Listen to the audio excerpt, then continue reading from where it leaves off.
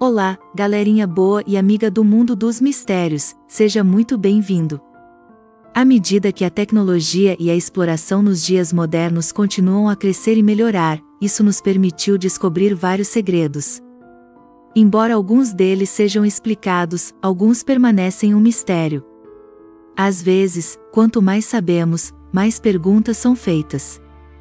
Então, hoje, vamos dar uma olhada nessas descobertas e mistérios interessantes.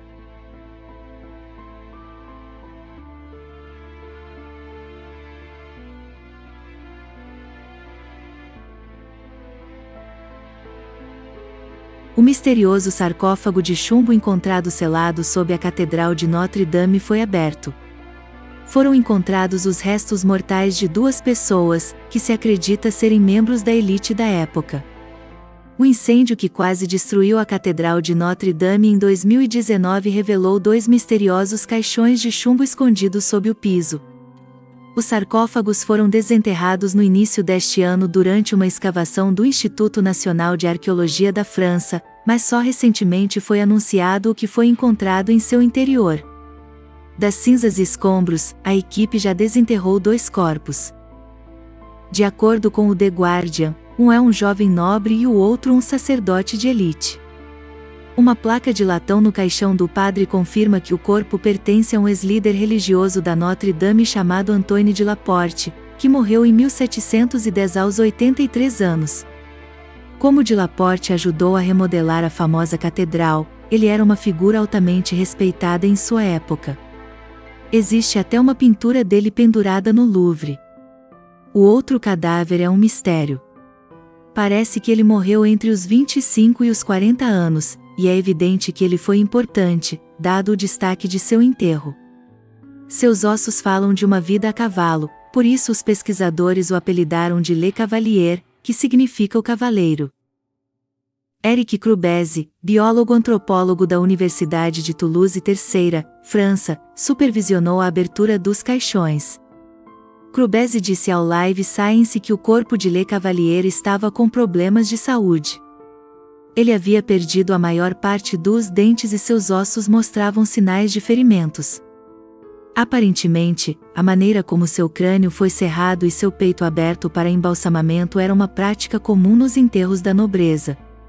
Alguns aspectos do esqueleto do homem levaram Crubeze a suspeitar que ele poderia até ter morrido de meningite crônica, causada pela tuberculose. Crubeze disse: "Eu teria tido um fim de vida difícil." Na morte, seu corpo quase se conformou ao caixão. Nenhum tecido orgânico permanece. Está apenas pontilhada com restos de folhas e flores com as quais foi enterrada. Em comparação, de Laporte parecia muito mais saudável quando morreu. Mesmo na idade avançada de 83 anos, os dentes do sumo sacerdote pareciam estar em excelentes condições. Crubeze acrescentou: "Eles eram notáveis, para sua idade." É muito raro ver isso, mas é claro que ele limpou os dentes e cuidou deles. O único sinal real de doença que se destacava no corpo do velho era o dedão do pé. Crubeze disse ao Live Science que parecia ter sido afetado pela gota. É uma doença artrítica geralmente associada a membros da realeza que exageram no consumo de carne, frutos do mar ou álcool. Os pesquisadores planejam analisar mais profundamente os dois corpos para entender melhor quem eram esses homens e como eles viveram tantos anos atrás. Mas por mais interessantes que esses seres humanos possam ser para cientistas e historiadores, na França seu direito como pessoas vem em primeiro lugar. Segundo a lei francesa, corpos encontrados em caixões não são artefatos arqueológicos. São restos humanos e devem ser tratados com respeito. A equipe pretende cumprir essas regras e, quando terminar o trabalho cuidadoso com os corpos, eles voltarão para descansar em um local tranquilo. Hoje, vamos dar uma olhada neste local que foi encontrado escondida na Rússia. Ao sul da Sibéria, na Rússia, foram descobertas algumas ruínas que parecem impossíveis. Gornaya Choria foi construída com enormes blocos de pedra com superfícies planas, ângulos retos e cantos agudos, como se máquinas tivessem sido usadas para esculpir. As rochas de granito que compõem as ruínas de Gornaya Shoria são empilhadas de forma ciclópica, com paredes que ultrapassam os 40 metros de altura e se estendem até 200 metros na área montanhosa. Sua localização na parte mais remota da Rússia os tornou um enigma para a arqueologia e a ciência. Quem os fez e por quê? A arquitetura utilizada para sua construção se assemelha à de outros megalitos importantes, como Pumapunku, Teotihuacan ou Tiahuanaco. Muitos especialistas acreditam que sua construção não poderia ter sido realizada por uma antiga civilização humana, sob nenhuma circunstância. Alguns teóricos sugerem que são evidências da existência de gigantes que habitaram o mundo em um passado remoto. E a resposta pode ser encontrada sob o deserto da Sibéria.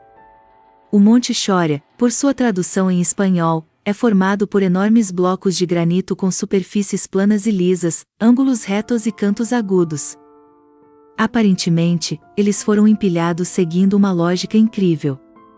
Não é a primeira vez que megalitos incríveis são encontrados na Rússia. O Stonehenge russo, o Arcaim, ou a formação Mampupuner, são apenas dois exemplos deles. No entanto, nenhum se compara ao Gornaya Shoria. A descoberta foi possível graças ao arqueólogo John Jensen e ao ufólogo russo Valery Uvarov. O arqueólogo garantiu que não havia medidas exatas da estrutura, mas pela escala representada pelas figuras humanas, os megalitos são muito maiores do que os conhecidos no mundo. Assegurou que alguns podem pesar entre 4.000 toneladas, mas como não existem estudos na área, as afirmações são apenas parte das suas observações. Por outro lado, para Uvarov, o monólito de Baalbek, considerado uma das maiores estruturas de pedra única usadas no passado, é pequeno em comparação com o Gornaya Shoria. A descoberta gerou muita polêmica na mídia local. Alguns garantem que há evidência de uma antiga civilização avançada, capaz de realizar proezas únicas, difíceis de replicar até hoje. Os céticos acreditam que é preciso manter a calma e tomar cuidado com esse suposto achado, enquanto os teóricos dizem que o formato das pedras é mais do que convincente. É claro que não se parecem com formações naturais, mas a comunidade científica nos exorta a sermos mais cautelosos e a investigarmos mais. Esta não é a primeira vez que foram encontradas ruínas que sugerem que uma civilização desconhecida existiu no passado. Em 1987, sob as águas do Japão, foi encontrado o monumento Yonaguni, que foi considerado a evidência mais convincente de uma civilização perdida.